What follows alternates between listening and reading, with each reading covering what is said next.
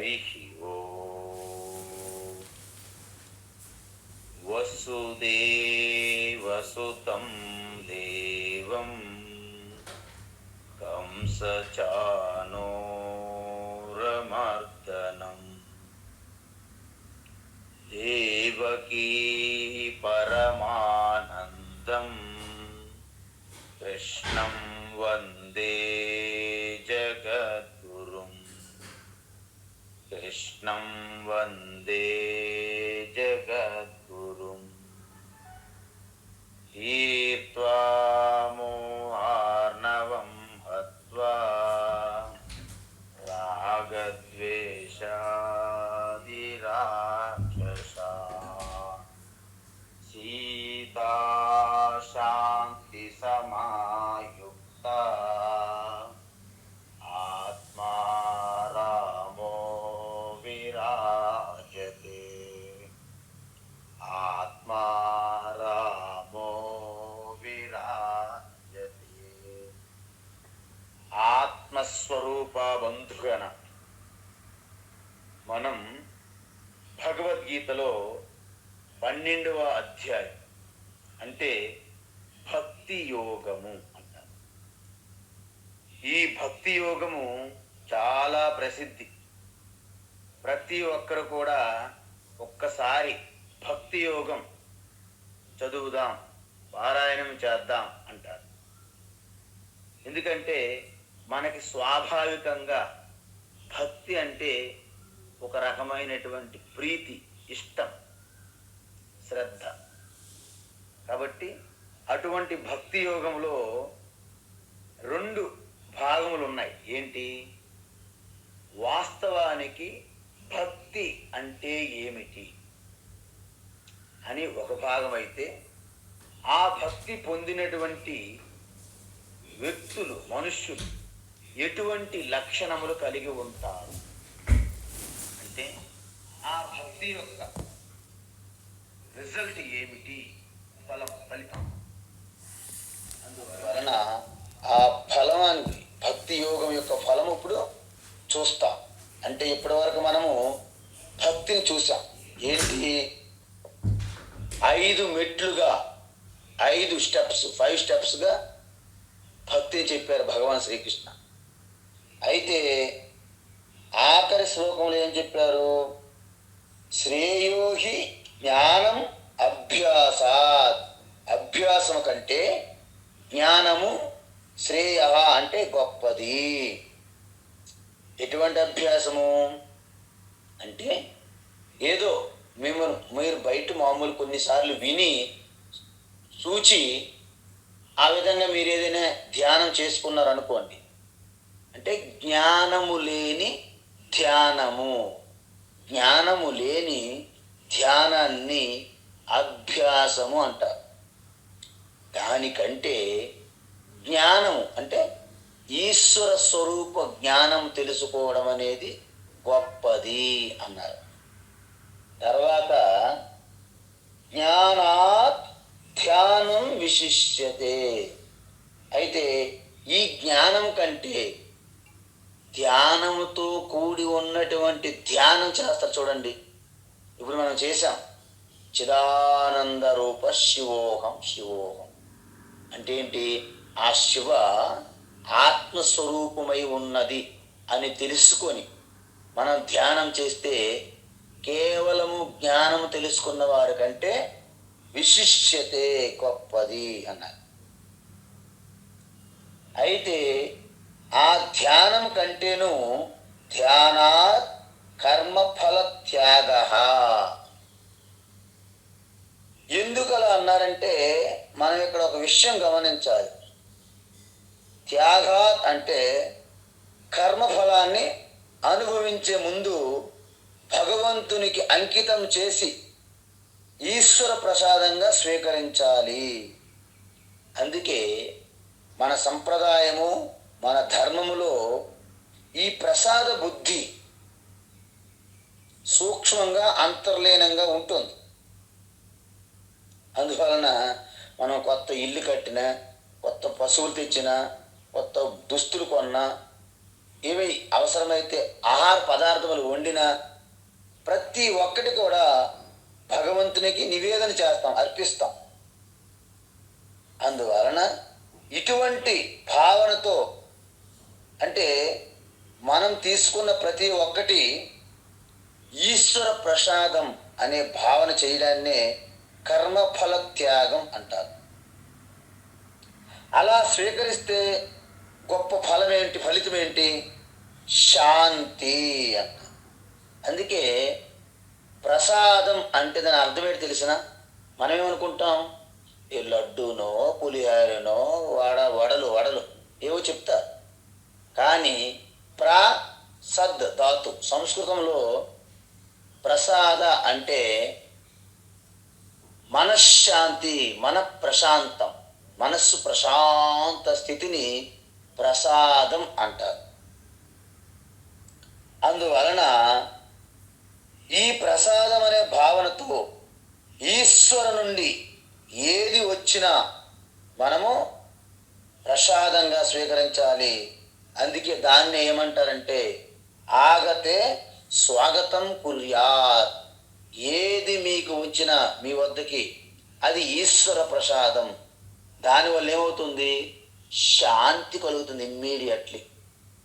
అందువలన ముందు 11వ శ్లోకం వరకు సకామ కర్మలు చేసి ఆ యొక్క ఫలితాన్ని, ఆ కర్మ ఫలాన్ని ఈశ్వర ప్రసాదంగా స్వీకరించడం అనేది భక్తిలో మొదటి మెట్టు, తొలి మెట్టు అని చెప్పారు. కానీ ఈ శ్లోకములో, ఈ 12వ శ్లోకములో ఇదే అన్నిటికంటే గొప్పది అన్నట్లుగా కూడా చెప్పారు. కాబట్టి మనం ఎలా అర్థం చేసుకోవాలి? సమాజంలో 100కి 90 మంది పైగా ఇలాంటి వారే ఉంటారు. కాబట్టి అట్లీస్ట్ భక్తిలో ప్రవేశం కలగడానికి మొదటి మెట్టు ఏంటి? ఈ కోరికలు తీర్చుకునేందుకు అనేక కర్మలు చేస్తున్నావు, మంచిదే, ధర్మబద్ధంగా ఉండాలి. కానీ వాటి ఫలితాన్ని మాత్రం ఈశ్వర ప్రసాదంగా భావన చేసి స్వీకరించమంటున్నారు. అంటే ఇది ఒక రకమైనటువంటి మనకి ప్రోత్సహించినట్లు లెక్క భగవాన్. కాబట్టి ఈ విధంగా మనం చూసాం. అయితే ఇప్పుడు 13 నుండి 19 శ్లోకాల వరకు ఆ యొక్క పరమ భక్తి అంటే పరాభక్తుడు, అదే జ్ఞాని. ఎందుకు 5వ మెట్టు చెప్పాం మనము? జ్ఞానయోగ భక్తి అంటే ఈశ్వర స్వరూపము, మీ స్వరూపం యొక్క తత్వాన్ని శ్రవణం చేసి ఎటువంటి సంశయాలు, సందేహాలు లేకుండా నివృత్తి చేసుకుంటే మననము ద్వారా నిరంతరము ఆ తెలుసుకున్న తత్వములో ధ్యానించుకుని ఉండడాన్ని జ్ఞానయోగ భక్తి అంటారు.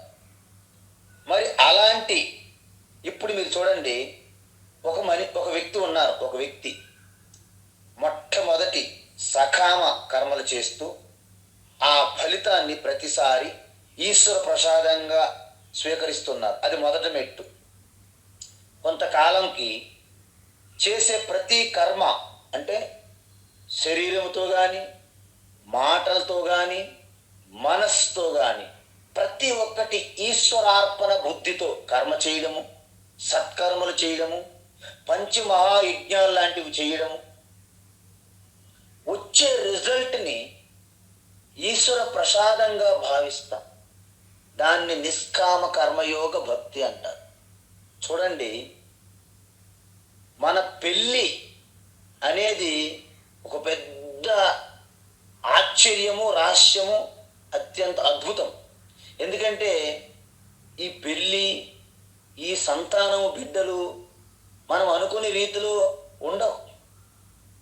కాబట్టి అందుకే ఎలాంటి సంతానం కలుగుతుందో ఎవరో తెలుసు.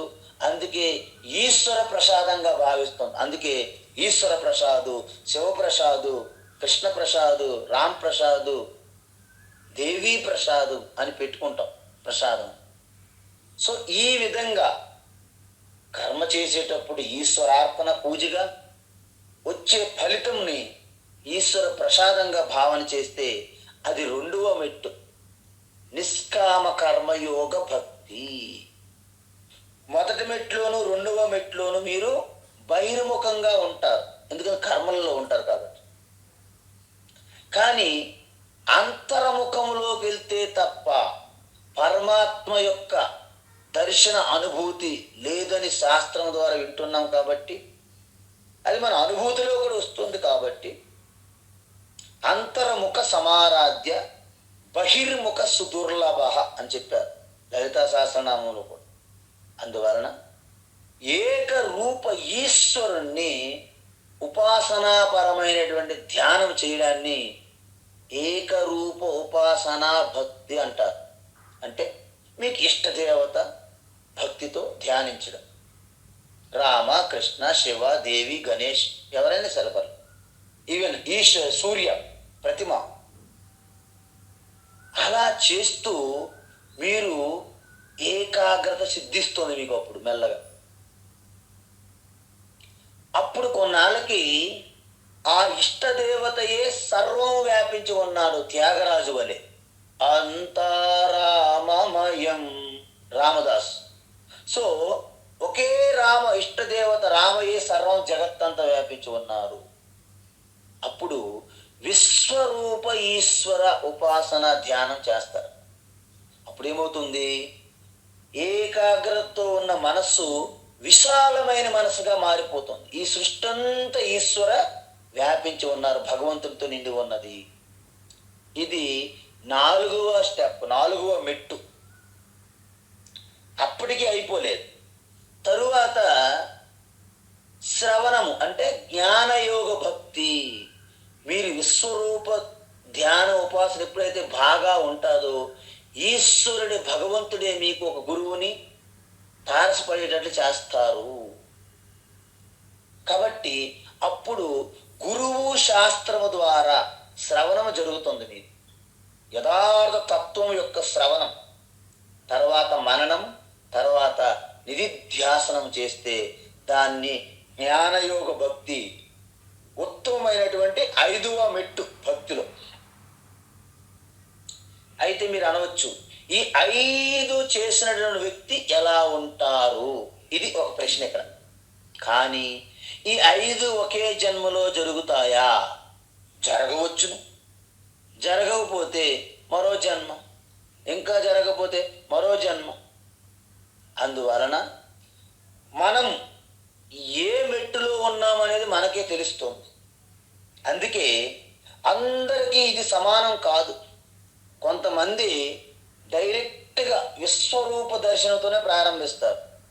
సపోజ్ రమణ మహర్షి లాంటి వాళ్ళు జగత ఈషతి యుక్త సేవనం అష్టమూర్తి భృత్ దేవ పూజనం ఈశ్వరార్పితం నేచ్చయాకృతం చిత్తశోధకం ముక్తి సాధకం రమణ మహర్షి చెప్పారు ఉపదేశ సారంలో. ఆయన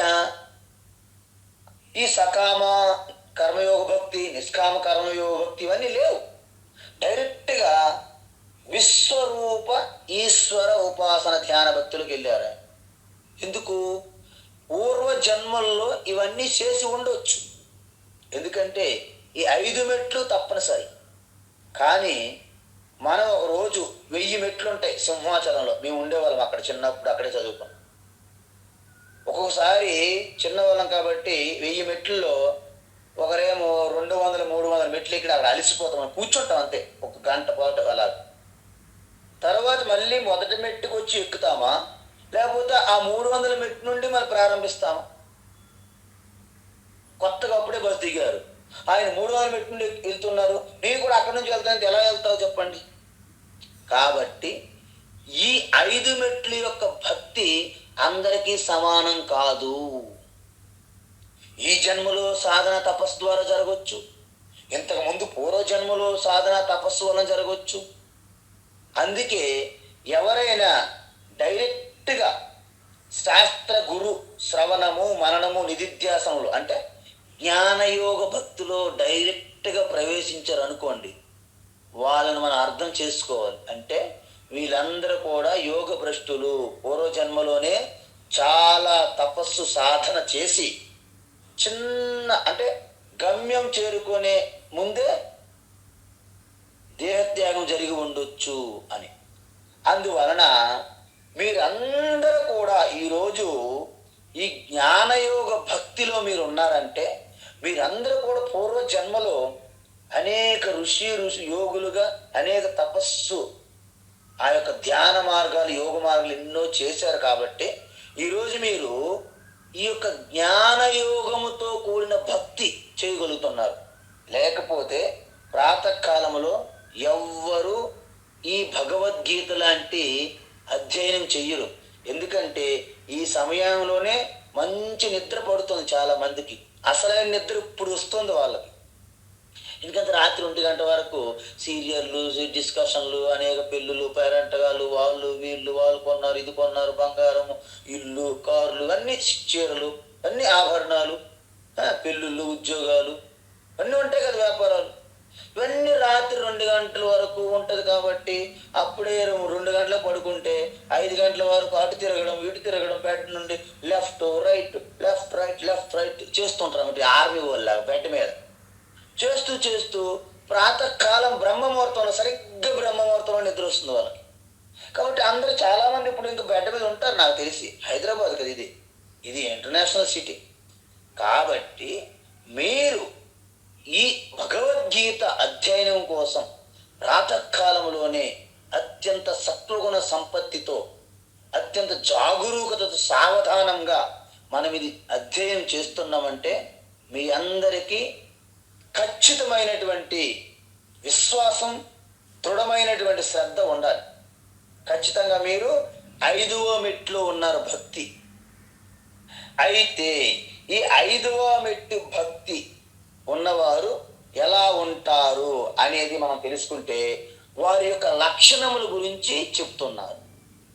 అయితే మీకు ఒక ప్రశ్న ఏంటి, 5వ మెట్లో అంటే పరమ భక్తి, వారి లక్షణాల వలన మనకేమి లాభం అని మీరు అడగవచ్చు. ఏంటి లాభం అంటే ఆ లక్షణాలు మనలో ఉన్నాయా, లేకపోతే ఏం చేయాలి, ఆ లక్షణముల కోసము మనము అభ్యాసం ప్రాక్టీస్ చెయ్యాలి. అందుకే శంకరాచార్య ఏమంటారంటే ఈ 5వ మెట్టు భక్తి చేసిన వారిని స్థిత ప్రజ్ఞ అని భగవాన్ శ్రీకృష్ణ గీతలో చెప్పారు. స్థిత ప్రజ్ఞ, దానిని జ్ఞాని భక్తి అని 4వ అధ్యాయం 7వ అధ్యాయంలో కూడా చూసాం మనం. ఏంటి, చతుర్విధ భజంతే మాం జనా సుకృతినోర్జున ఆర్తో జిజ్ఞాసురార్థార్థీ జ్ఞానీ చ భరతర్షభ తేషాం జ్ఞానీ నిత్యయుక్తః ఏకభక్తిర్విశిష్యతే ప్రియో హి జ్ఞానినోత్యర్థం అహం స చ మమ ప్రియః ఉదారః సర్వ ఏవైతే జ్ఞానే త్వాత్మైవ మే మతం.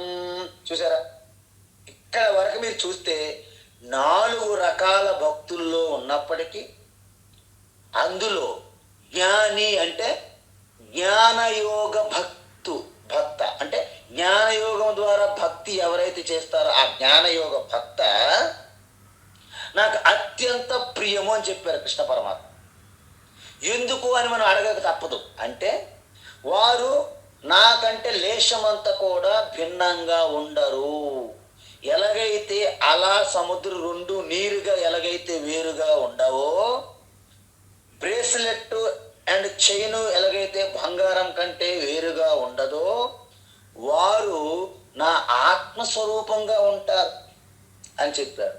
అందుకే మనము ఇక్కడ జ్ఞాని యొక్క లక్షణాలను వింటే మనకు కొన్ని లాభాలు ఉన్నాయి అంటున్నారు భగవాన్ శ్రీకృష్ణ. ఏంటి లాభాలు? ఈ సాధన యొక్క ప్రయోజనం తెలిస్తే నేను కూడా అలాంటి జ్ఞానయోగ భక్తి చేస్తాను అనే మనకు ఒక ఉత్సాహం కలుగుతుందా లేదా? ఎందుకు మనకి అడ్వర్టైజ్మెంట్లు అందుకే చేయిస్తారు. ప్రతి దానికి అడ్వర్టైజ్మెంట్ ఈ అడ్వర్టైజ్మెంట్లు చేయడానికి మనం ఎంతో డబ్బులు ఇచ్చేస్తుంటాం బయట. కానీ కృష్ణ పరమాత్మ తనకు తానే ఒక పెద్ద అంబాసిడర్ అన్నమాట అడ్వర్టైజ్మెంట్స్. అందువలన ఆయన స్వయంగా దీనికి అడ్వర్టైజ్మెంట్ చేస్తున్నారు. ఒకరు అంటారు, ప్రతి వస్తువు కూడా ఈ మధ్య కాలంలో మీకు తెలుసు ఈఎంఐల ద్వారా తెచ్చుకుంటున్నారు, ఇన్స్టాల్మెంట్స్ అని. ఒకరేమో క్రయాడీలు అంటారు, తెలుసు కదా, ఉయ్యాల కర్ర అని, అది ఇన్స్టాల్మెంట్ తెచ్చుకున్నారు అనమాట. కొన్ని సంవత్సరాల వరకు అది కడుతున్నారు అనమాట, దాని యొక్క డబ్బులు. అయితే ఒకసారి ఆ వ్యాపారస్తుని మేనేజర్ వచ్చారంట. ఏమండి, ఇన్ని సంవత్సరాల నుంచి మీరు ఈ ఉయ్యాలకి ఇన్స్టాల్మెంట్ కడుతున్నారు కదా, హౌ ఈజ్ బేబీ అన్నారంట. అయితే ఆల్రెడీ అక్కడ ఉన్నటువంటి యజమాని పెద్ద మనిషి, ఐ ఆమ్ ద బేబీ, నేనేనండి ఆ బేబీ అన్నాడట. ఎందుకు? ఆయన గత 30 సంవత్సరాల నుంచి ఈ ఉయ్యాల కర్ర డబ్బులు కడుతున్నాడు. హూ ఈజ్ ద బేబీ అంటే ఐ ఆమ్ ద బేబీ అన్నాడు. ఎందుకంటే 30 సంవత్సరాలు అయింది. మరి అలాగన్నట్టు ఈ అడ్వర్టైజ్మెంట్లో మనకి తక్కువ తీసుకోండి, మీరు 50,000 అంటారు, అప్పుడు నెలకేమో ₹1,00,000 ఎంత కట్టమంటారు, లేకపోతే నెలకి 50,000 కట్టమంటారు. ఎంత పెద్ద ఒక చిక్కు అనమాట. కాబట్టి జ్ఞాని యొక్క సహజంగా ఆయనకి అబ్బినటువంటి లక్షణాలు ఏవైతే ఉన్నాయో వాటిని మనము సాధన చెయ్యాలి. అందుకే జ్ఞానినః లక్షణాన్ని తాని అజ్ఞానినః సాధనాని భవంతి. దాని అర్థం ఏంటంటే, ఏవైతే జ్ఞానికి సహజంగా కొన్ని లక్షణాలు ఉన్నాయో అవన్నీ కూడా మనం ఆత్మనిష్టలో ఇంకా మనం లేవని మనకు డౌట్ ఉన్నప్పుడు వాటిని మనం సాధన చెయ్యాలి అని అర్థం. అందువల్ల మనమేమనుకుంటాము, జ్ఞానం పొందితే ఇప్పుడే మోక్షం పొందుతావు అంటుంది శాస్త్రం, భగవాన్ శ్రీకృష్ణ. అంటే మోక్షం ఎప్పుడో మరణం తర్వాత వచ్చేది కాదు అని అంటావు. ఒకవేళ నువ్వు జ్ఞానం పొందితే మోక్షం ఇప్పుడు ఇక్కడే పొందుతావు. దానికోసము నువ్వు మరణించాల్సిన అవసరం లేదు. వైకుంఠానికో కైలాసానికో పరలోకానికో మీరు ప్రయాణించాల్సిన పని లేదు. అందుకే సమాజంలో ఏం చేశారంటే, నువ్వు చనిపోయిన తర్వాత మోక్షం వస్తుంది, అంతవరకు నువ్వు పుణ్యకర్మలు చెయ్యు అని చెప్తుంటారు. మనోళ్ళు ఏమనుకుంటారు, తొందరగా మోక్షం అయితే నేను ఎక్కడిప్పుడే చనిపోవాలను, ఆ తర్వాత చూసుకుందాం, ఆఖరులో అంట. అందువలన ఇక్కడ మోక్షం అంటే ఇప్పుడు ఇక్కడే. ఏంటది? నీ మనస్సు సంకుచితమైన భావన పోయి అనంతమైనటువంటి విశాల దృక్పథంతో ప్రశాంతమైన ఆనంద స్వరూప స్థితి మీ హృదయస్థములో కలగడమే మోక్షం అంటున్నారు కృష్ణ పరమాత్మ. అందువలన దీన్నే జీవన్ముక్తి అంటారు. అంటే ఏంటి? మీరు శరీరం ఉండగానే, బలంగా ఆరోగ్యంగా ఉండగానే ఆ బ్రహ్మానందాన్ని అనుభవిస్తారు. మరణించేక వచ్చే ఫలం ఇది కాదు మోక్షం. నిజానికి మరణించేక మోక్షం రాదు. అది చెప్తే ఎవరు చెయ్యరు, సత్కర్మలని చెప్పరు, అలా రహస్యం దాచిపెట్టారు. మరణించేక మోక్షాలు ఉండవు. మళ్ళీ మీరు జన్మ ఎత్తుతారు, మళ్ళీ పుణ్యకర్మలు చేస్తూ మళ్ళీ జన్మ, మళ్ళీ ఇలా వెళ్ళిపోతుంది చక్రం. అందువలన మోక్షం అంటూ ఉన్నది అంటే జీవన్ముక్తియే మోక్షము. శరీరం ఉన్నప్పుడే మీరు మోక్షాన్ని అనుభూతి చెందారు, శరీరం రాలిపోయిన తర్వాత కూడా విదేహముక్తిగానే ఉంటారు. అంతే తప్ప అప్పటికప్పుడు ఒకేసారి మెరుపులాగా వచ్చి శరీరం మరణించిన తర్వాత మోక్షం వస్తుందంటే అది జస్ట్ కథ, పురాణం. అందువలన 13 నుండి 19 శ్లోకాల వరకు ఆ జ్ఞాని యొక్క స్వభావము, లక్షణాల గురించి చెప్తున్నారు. ఇప్పుడు ఆ తర్వాత 20వ శ్లోకం అనేది సమ్మరీగా కంప్లీట్ చేస్తారనమాట. అందువలన ఇంతకీ ఈ 5 మెట్లు ఎక్కినటువంటి ఆ జ్ఞాని భక్త ఎలా ఉంటారు అనేది ఇప్పుడు మనము చూస్తున్నాం అన్నమాట. అద్వేష్టా సర్వభూతానాం, అద్వేష్టా సర్వభూతానాం,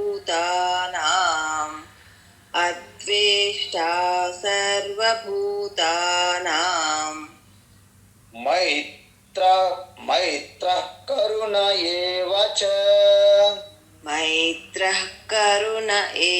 చ మైత్రః కరుణ ఏవ చ నిర్మమో నిరహంకారః నిర్మమో నిరహంకారః నిర్మమో నిరహంకారః సమదుఃఖ సుఖః క్షమీ సమదుఃఖ సుఖ క్షమీ సమదుఃఖ సుఖ క్షమీ అద్వేష్టా సర్వభూతానాం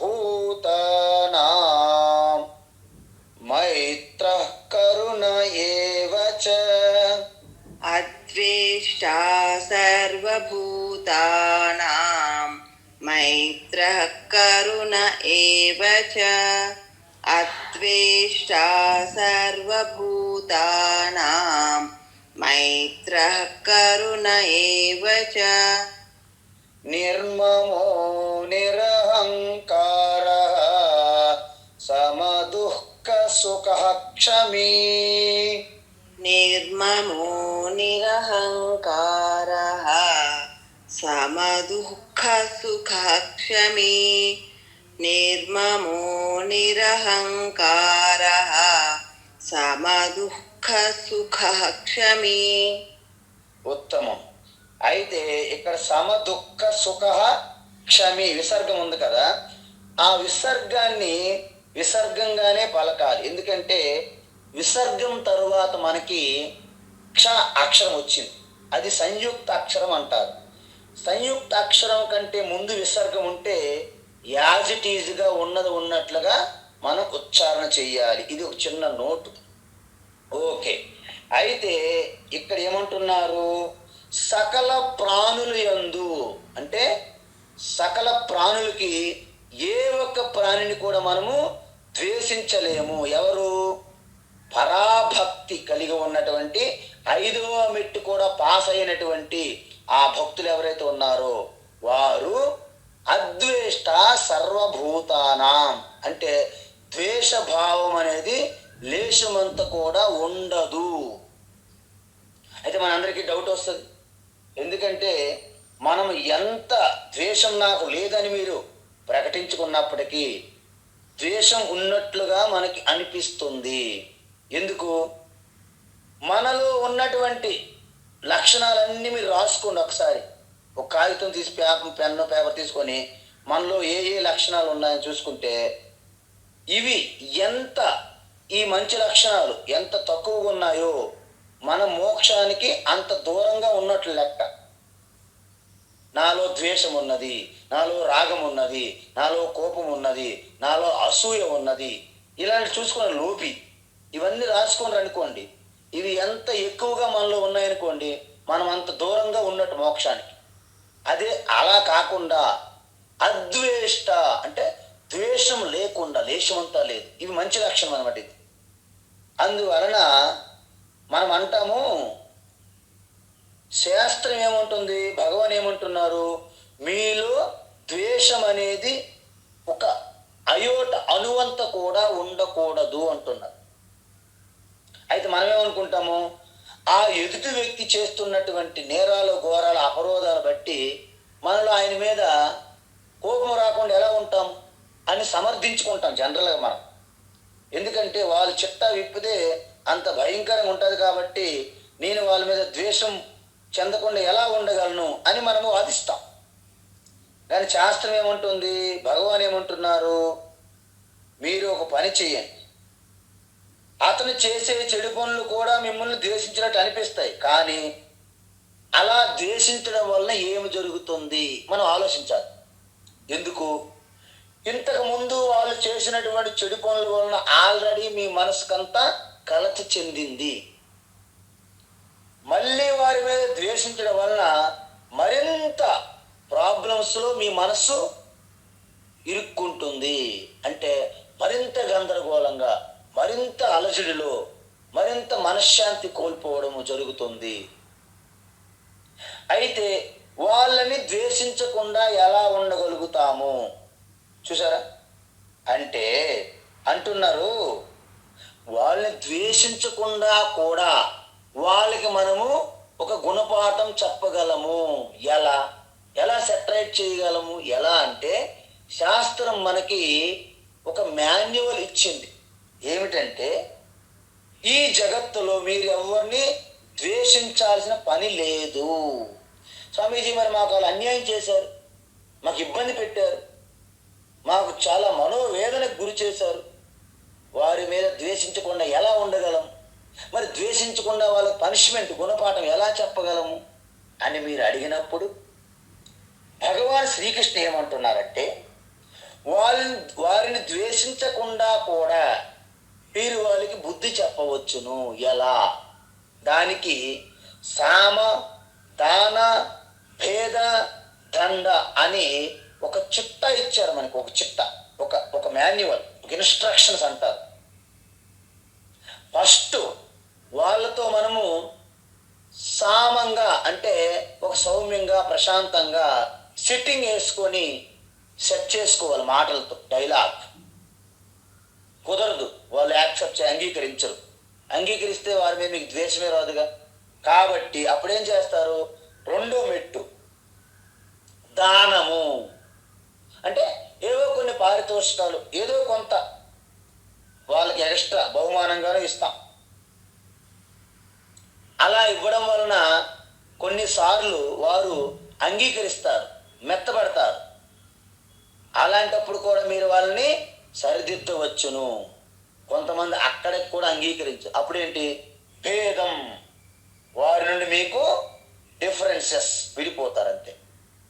ఎవరి కర్మను వారు ఉంటారు, వారి మీద ద్వేషం అక్కర్లేదు. వారితో మీకు ఎటువంటి బిజినెస్ వ్యవహారం ఉండదు. అలా కాకుండా ఇంకను ఆయన మీకు ఇంకనే ద్వేషించినట్లు, ఇంకనే మీకు ఇబ్బంది పెట్టినట్లయితే ఆఖరికి దండ కూడా దయ అవుతుందని చెప్పారు శాస్త్రములు. ఇది మనం చూస్తే మనకు తెలుసు, అందరికీ తెలుసు. మన సంతానం, మన బిడ్డలకి స్వయంగా అమ్మ ఎంత ప్రేమ పంచుతుందండి. అదే అమ్మ ఆ బిడ్డ యొక్క తుంటరి పనులు, తప్పులు ఎక్కువైనప్పుడు ఒక బెత్తం తీసుకొని ఎడాపెడా వాయిస్తారు. దాని అర్థము ఆ బిడ్డను బాగా ద్వేషిస్తున్నారు ఆ అమ్మ అనడానికి వీల్లేదు. ఆ బిడ్డను ఆ తల్లి ద్వేషించి ఆవిడేం పొందుతుంది? మరి దండిస్తుంది ఎందుకు అంటే ద్వేషించకుండా కూడా మనం దండించవచ్చు అని అర్థం. ఇది చూసారా? అంటే మనము జగత్తులో, ఈ ప్రపంచంలో ఎవరిని ద్వేషం అనే భావన మన హృదయంలో లేకుండా కూడా మనం వారికి బుద్ధి చెప్పవచ్చును. సామ దాన భేద దండన రూపంలో చెప్పవచ్చు. కృష్ణ పరమాత్మ రామాయణము మహాభారతములో మనం నేర్చుకున్న పాఠాలు ఇవే. అంటే మనం అలాగా జడవలాగా ఎవరు ఏం చేస్తున్నా, అన్యాయాలు చేస్తున్నా, మానభంగాలు చేస్తున్నా, అత్యాచారాలు చేస్తున్నా, స్త్రీలకి అమర్యాద అగౌరవంగా కించపరుస్తున్నా మనం అలాగా ఏం చేస్తాం, అంతా భగవంతుడు లీల అని మనం ఉండకూడదు. సామధాన భేద దండ రూపంలో మనము సెట్ చేయాలి. అది రామాయణం నేర్పింది, అదే మహాభారతం కూడా నేర్పుతుంది మనకి.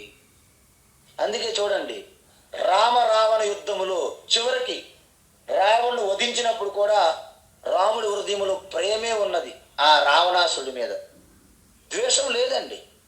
మనకు అనుకుంటాం మనం అందరము, రావణాసుడు ఎంత అన్యాయం చేశాడు కదా, ఎంత అపరాధం చేశాడు కదా. ఆ మహాతల్లిని దగ్గర సంవత్సరం పాటు ఎండనక వాననక నిద్ర లేని ఉపవాసంతో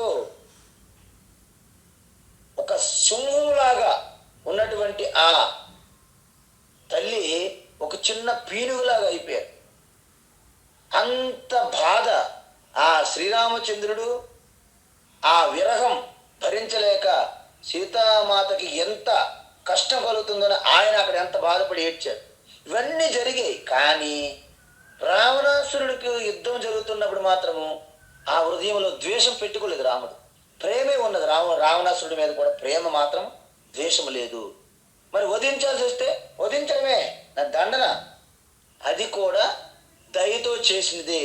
ఇంకా ఆయన పాప కార్యములు అడ్డుకట్ట వేయడానికే అక్కడ వధించడం అనేది జరిగింది. అదేవిధంగా శిశుపాలుడు 100 తప్పులు చేసి ఎంత ఘోరంగా అవమానిస్తారు కృష్ణ పరమాత్మ. అయినప్పటికీ కృష్ణుని యొక్క హృదయములో ప్రేమ దయ ఉన్నది. శిశుపాలుడి యందు దండన చేశారు. ఎందుకు? అక్కడతో ఆయన పాప కృత్యాలకి అడ్డుకట్ట. మీరు ఒక్కసారి మహాభారతం మీరు ఎప్పుడైనా చదివితే ద్యూత సభలో జరిగిన అన్యాయం ఇంత అంత కాదు. ద్రౌపది ప్రతీకారం తీర్చుకోవాలని ఆ జ్వాలతో మండిపోతుంది. కృష్ణ పరమాత్మ ఒక సలహా ఇస్తారు, ఈ ప్రతీకారాన్ని విడిచిపెట్టు, ఈ ద్వేషాన్ని విడిచిపెట్టు, దుర్యోధన్ని వారి యొక్క సోదరులందరినీ క్షమించి వదిలిపెట్టే, వారి యందు ప్రేమ దయ మాత్రమే ప్రదర్శించు. ఇంత అన్యాయం చేసిన వాళ్ళకి నేను ప్రేమ ఎలా పంచగలను అంటది. కృష్ణ గోవిందా ఎలా సాధ్యం అంటే, నువ్వు ఎప్పుడైతే వాళ్ళని క్షమించి వదిలేసావో అప్పుడే వాళ్ళ వినాశనానికి మొదటి మెట్టి పడుతుందంటారు. అంటే హృదయంలో ప్రేమ ఉంచుకొని కూడా మనం దండించవచ్చును అనే ఒక సూక్ష్మ సూత్రం మనకి భగవద్గీతలో కనిపిస్తుంది. అందువలన మనలో ద్వేషం అనేది తప్పనిసరి కాదు. ఇది మీరు గమనించండి. ఖచ్చితంగా ఎవరిని ద్వేషించకుండా వారికి గుణపాఠం చెప్పి వారిని చక్కదిద్దే మార్గాలు లేకపోలేదు. కాబట్టి ఇక్కడ ఏమంటున్నారు? ద్వేషం అనేది లేశమంత కూడా ఉండకూడదు. అది ఉన్నది అంటే మీ ఆధ్యాత్మిక వృద్ధికి అది స్పీడ్ బ్రేకర్ లాంటిది. స్పీడ్ బ్రేకరే కాదు, యూటర్న్ తీసుకుంటుంది, వెనక్కి వెళ్ళిపోతారు మీరు. కాబట్టి ఈ ద్వేషం అనే సకల ప్రాణుల యందు కూడా ద్వేష బుద్ధి లేకుండా అద్వేష్ట సర్వభూతానం. ఇక్కడ సర్వ అన్నారు చూడండి. ఏదో మన మిత్రులు, మన కుటుంబీకులు, మన బంధువులు, మన అమ్మా నాన్న, మన భార్య భర్త, మన పుత్రులు, మన పుత్రికలు, మన ఆడపడుచులు, మన బ్రదర్ ఇన్ లాస్, వీళ్ళ మీదే ప్రేమ పంచడం కాదు, సకల ప్రాణుల యందు కూడా అదే ప్రేమ పంచమంటున్నారు. అప్పుడు ఏదైతే అలా మీరు చేస్తారో మీలో ద్వేష బుద్ధి లేదు. కాబట్టి మీరు పరాభక్తునికి ఉన్నటువంటి లక్షణము మీలో ఉన్నది. అందుకే ఈ లక్షణాలు ఎవరికి వారే పరీక్షించుకోవాలి. ఎదుటి వ్యక్తుల మీద మీరు పరీక్ష చెయ్యకూడదు అని చెప్తారు. ఇదొక నోటు, అలర్ట్ అన్నమాట. తర్వాత మైత్ర భావన అంటే ఏంటి? మైత్రహ అంటే అందరికీ స్నేహం పంచడం, స్నేహితులుగా ఉండడం. జ్ఞానికి కొందరు మాత్రమే దగ్గర ఇంటిమేట్ స్నేహితులు అంటారు, అది తప్పు. జ్ఞానికి ఎవరు కూడా ఇంటిమేట్ స్నేహితులు, అంతరంగిక స్నేహితులు ఉండరు. జ్ఞానికి ఈ సర్వత్ర జగత్తంతా కూడా మిత్రులే. అందుకే సూర్య భగవానికి ఇంకో పేరేంటుంది? మిత్ర. ఎందుకంటే ఆయన ఈ భూమి మీద ఉన్న సకల ప్రాణులకి మిత్రుడు. ఎందుకంటే ఆయన లేకపోతే ఈ యొక్క భూమండలం మీద ఈ జీవకోటి జీవించదు. కాబట్టి ఆయన మనకి మిత్రుడు, సకల ప్రాణులకు మిత్రుడు సూర్య భగవాన్. అదేవిధంగా మనకు 5వ అధ్యాయంలో చెప్పారు లాస్ట్ శ్లోకం ఏంటి? భోక్తారం యజ్ఞ తపసాం సర్వలోక మహేశ్వరం సుహృదం సర్వభూతానాం జ్ఞాత్వా మాం శాంతి మృచ్చతి అన్నారు. అంటే సర్వ ప్రాణుల యొక్క అందరికీ కూడా మీరు స్నేహాన్ని పంచే ఒక సుహృతులు. సుహృతులు అంటే ఏంటంటే ఆ ఇతరుల యొక్క హితము కోరేవారు. వాళ్ళ నుండి మీరేం ఆశించరండోయ్, కేవలం మీ ప్రేమని, మీ స్నేహాన్ని పంచడమే. అందుకే నిజమైన స్నేహితుడు అంటే ఎవరనేది భర్తృహరి చెప్తారు. భర్తృహరి తెలుసు కదా, ఒక గొప్ప రాజు, ఒక గొప్ప మహాయోగ్య మారిపోయారన్న. పాపా నివారయతి యోజయతే హితాయ గుహ్యం నిగూహతి గుణాన్ ప్రకటీకరోతి ఆపద్గతం చ నః జహాతి దదాతి కాలే సన్మిత్ర లక్షణమిదం ప్రవదంతి సంతః. అంటే పాపాన్ని నివారయంతి, మీలో కలిగే చెడుని ఆపుతారు.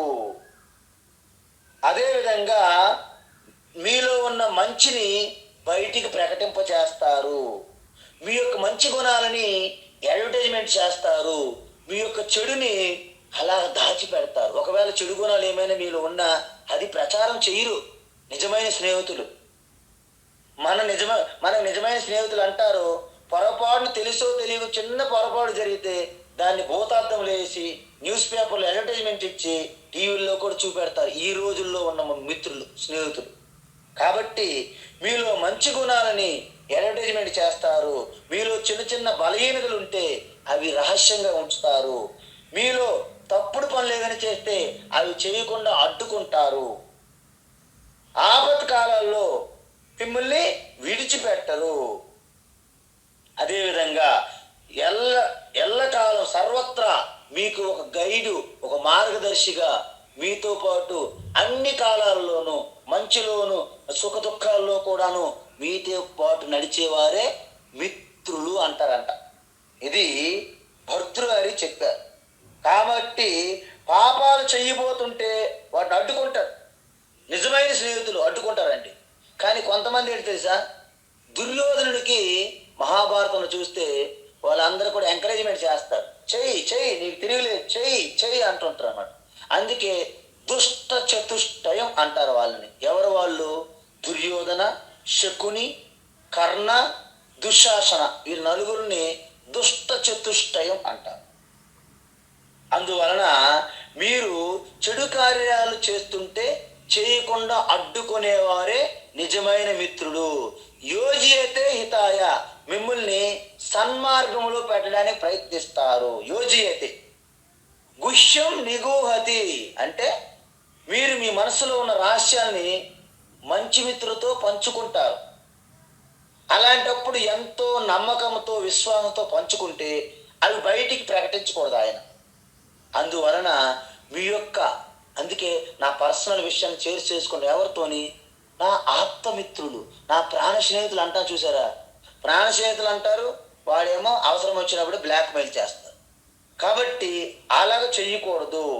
గుణాన్ ప్రకటీకరోతి, మీలో ఉన్న మంచి లక్షణాలని 10 మందికి చెప్తారన్నమాట. వారి యొక్క దయ గుణం, వారి యొక్క ప్రేమ, వారి యొక్క దానం చేసే గుణం, వారి సచ్చీలత, వారి సత్యవ్రతము, అనేక మీ యొక్క మంచి గుణాలన్నీ అందరికీ చెప్తుంటారు.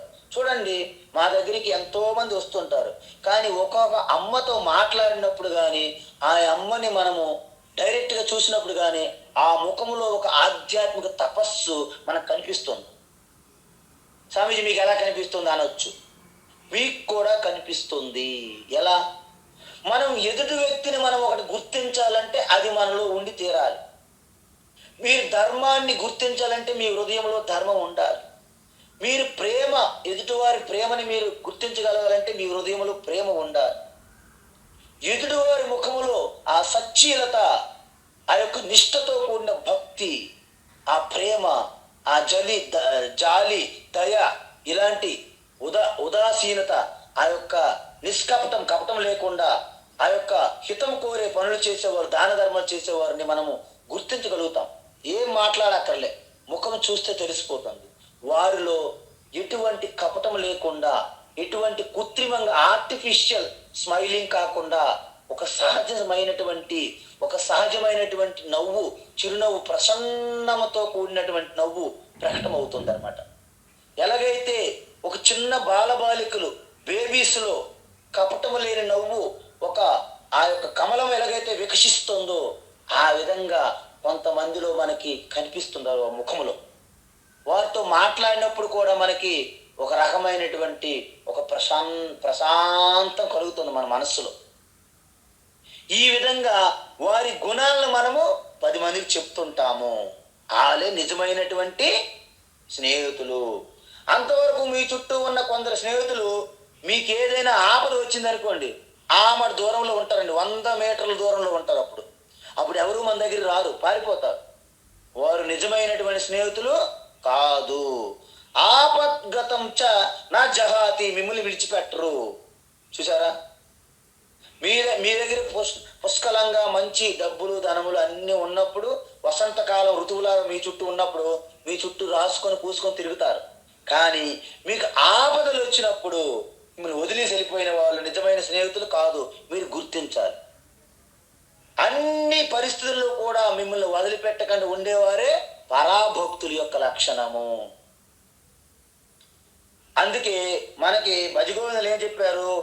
వయసగతే కామ వికార శుష్కే నీరేక సార క్షీణే విత్తే కా పరివార జ్ఞాతే తత్వే కా సంసార భజ గోవిందం భజ గోవిందం గోవిందం భజ మూఢమతే. వయసి గతే కామ వికార. ఈ శరీరానికి వృద్ధాప్యం వచ్చింది, ఇంకెక్కడండి జలసీలు, ఎంజాయ్మెంట్లు, భోగాలు, రాసుకొని పూసుకోవడాలు ఇంకెక్కడ ఉంటాయి? కామ వికారాలు ఏమి లేవంట. శుష్కే నీరే కాకాసార, నీరు ఎండిపోయింది. ఇప్పుడు చూడండి, సింధు నది జలాలు మనము పాకిస్తాన్లోకి వదలడం లేదు. పాకిస్తాన్లో ఉన్న నదులన్నీ ఎండిపోయినాయి. నీరు లేనప్పుడు ఇంకెక్కడండి సరస్సులు, నదులు ఉన్నాయి? లేవు. క్షీణే విత్తే కహ పరివార, మీ దగ్గర ఏ రోజుకి ఆ రోజు భోజనంకే దిక్కు లేదు. ఇంక చుట్టాలు బంధువులు మీ ఇంటికి వస్తారండి? ఎవరు రారు, ముఖం చాటేసుకుంటారు. ఫలానా విజయలక్ష్మి మీ యొక్క బంధువు అంట. విజయలక్ష్మి ఎవరండి? ఎందుకు? విజయలక్ష్మి కూడా అప్పుడు అప్పుల్లో ఉంది, చాలా ఇబ్బందుల్లో ఉంది.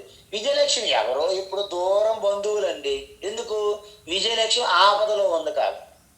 అదే విజయలక్ష్మి కొంచెం మంచిగా సిరి సంపదలతో మహాలక్ష్మీదేవిలా ఉంటే, విజయలక్ష్మిగా ఉంటే అప్పుడు ఏమంటారు? ఆ విజయలక్ష్మి మీ బంధువు అండి. బంధువు ఏంటండి బాబు? మా దగ్గర బంధువు అండి అంటాం మనం. ఇదంతా కూడా ఆ లక్ష్మీదేవి యొక్క మహిమ. కాబట్టి ఈ విధంగా జ్ఞాతే తత్వే, ఈ యొక్క తత్వం అనేది మీకు బోధపడినప్పుడు ఇంక మీకు దుఃఖము, ఈ సుఖ దుఃఖాలు, ఈ యొక్క రాగద్వేషాలు, ఇలాంటి సంసారం ఇంక ఎక్కడ ఉంటుంది? మీకు ఉండదుగాక ఉండదు అంటున్నారు శంకరాచార్య భజగోవిందంలో. అందువలన ఈ విధంగా ఈ లక్షణాలు ఎవరికైతే ఉంటాయో ఆపదలో మిమ్మల్ని విడిచిపెట్టకూడదు. మీ యొక్క గొప్ప గుణాలని మిగతా వాళ్ళు తెలియజేస్తారు. మీ యొక్క రహస్యాలని గూఢంగా ఉంచుతారు. తర్వాత మిమ్మల్ని మంచి మార్గం పెట్టేందుకు ప్రయత్నిస్తారు. అదేవిధంగా మిమ్మల్ని చెడు పనులు చేయకుండా అడ్డుకుంటారు. అదేవిధంగా మీకు ఎల్లవేళ మీకు రక్షణ కవచంగా ఉంటారు. వారే నిజమైన స్నేహితులని భర్తృహరి చెప్పారు.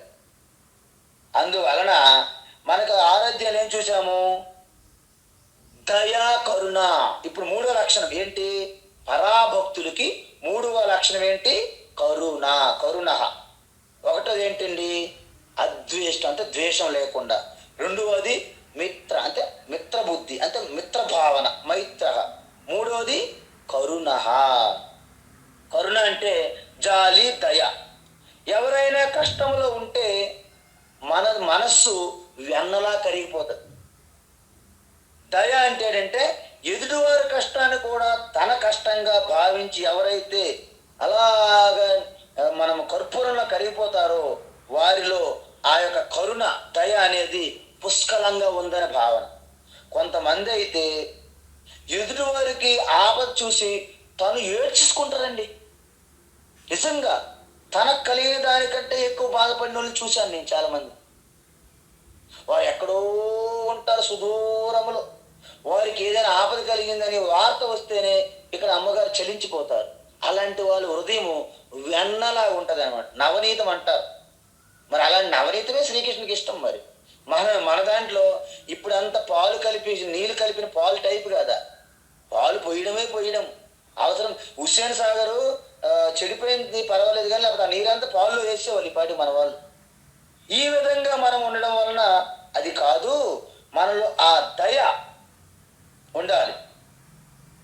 కొంతమంది ఈ దయ దాక్షిణ్యాలు ఉండే వారిలో తర్క బుద్ధి, లాజిక్గా వాడతారు. ఇంతకుముందు నేను చెప్పాను, ఒక అమ్మగారు ఏడుస్తుంటే ఆ భర్త సైంటిస్ట్ అనమాట, లాజిక్స్.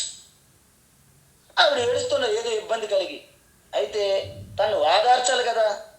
ఎందుకు, ఏమవుతుంది, ఏమైందని ఏడుస్తున్నా తెలియదు. ఓ ఏడుస్తున్నావా అంటే నీ కంటి నుండి నీళ్ళు వస్తున్నాయి, కన్నీరు వస్తుంది అంటే సోడియం క్లోరైడే కదా అది అన్నాడంట. నా ఆయన మహనీయుడు.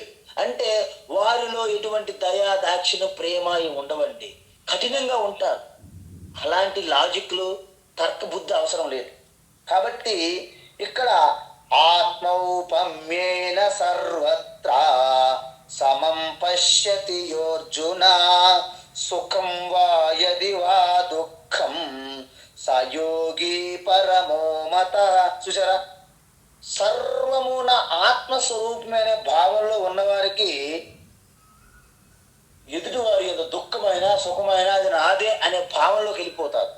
అలా వెళ్ళిపోయిన వారిని గొప్ప ఉత్తమమైన యోగులు నా దృష్టిలో అని శ్రీకృష్ణ పరమాత్మ చెప్పారు. అందుకే మన ప్రార్థనలన్నీ ఎలా ఉంటాయి చూసారా, సర్వే భవంతు సుఖినః సర్వే సంతు నిరామయాః సర్వే భద్రాని పశ్యంతు మా కశ్చిత్ దుఃఖ భాగ్ భవేత్. అందరికీ సుఖం కలగాలి, అందరికీ ఎటువంటి అనారోగ్యం ఉండకూడదు, అందరికి ఎటువంటి బాధలు కలగకూడదు, అందరికి ఎటువంటి కష్టాలు కలగకూడదు, అందరూ సుఖం శాంతంగా ఉండాలని మనము ప్రార్థన చేస్తుంటాం. అందరంటే మన చుట్టాలు మన ఫ్యామిలీ కాదు, సమస్తం జగత్తుకి మనం చేస్తాము కళ్యాణం కోసము. తరువాత ఇప్పుడు 4వ లక్షణం ఏంటంటే నిర్మమః, మమకారం లేకపోవుట. ఇక్కడ మమకారం లేకపోవడం అంటే మీకు ఒక విషయం అర్థం కావాలి. ఎందుకంటే నా బిడ్డలు నేను అలా ఆలింగనం చేసుకుని ముద్దులు పెట్టేస్తుంటాం. ఓకే, ఎవరి బిడ్డకు వాళ్ళు పెడతారు, అది పెద్ద గొప్పతనం కాదు.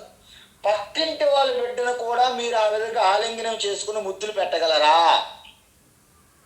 ఒక శత్రువు యొక్క బిడ్డను కూడా మీరు ఆలింగనం చేసుకుని ముద్దు పెట్టగలరా? అలా మీరు చేయగలిగితే మీకు మమకారం లేదు. అప్పుడు మీరు సామాన్య జనని నుండి జగజ్జనని, ఆ జగదంబగా మీరు పరిణితి చెందారు. అంటే మీరు పరాభక్తురాలుగా మారిపోయారని అర్థం.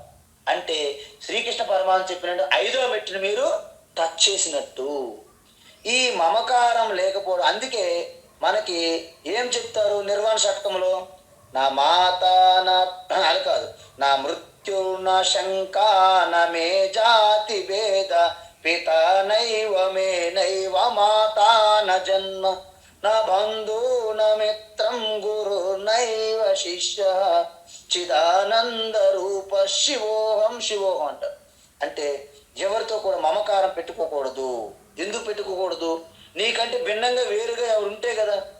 అందుకే మంది వసుదైవ కుటుంబకం.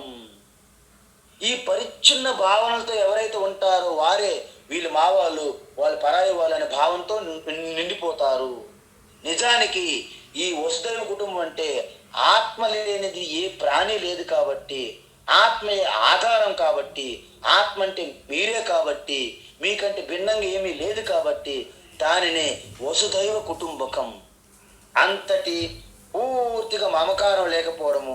అదేవిధంగా 5వ లక్షణం నిరహంకార, అహంకారం లేకపోవడము. మన శరీరం మీద అభిమానము, శరీరం మీద ఎంత అభిమానం ఉంటుందో శరీరం సంబంధించినటువంటి సంబంధాల మీద అంతే అభిమానం పెట్టుకుంటాం మనం. అందువలన అహంకారం కూడా మీకు ఎటువంటి లాభం చేకూర్చదు. సో ఈ విధంగా మరిన్ని లక్షణములు రేపు చూద్దాం. ఈ లక్షణములన్నీ మీలో ఉంటే శబాష్, వాటిని రక్షించుకోండి. అవి మీలో లేవు స్వామీజీ అనిపించిందంటే వాటిని సంపాదించడానికి సాధన అభ్యాసం చేయవలసిందని భగవాన్ శ్రీకృష్ణ మనకి సలహా ఇస్తున్నారు. హరి ఓం తత్సత్. సర్వం శ్రీకృష్ణార్పణమస్తు.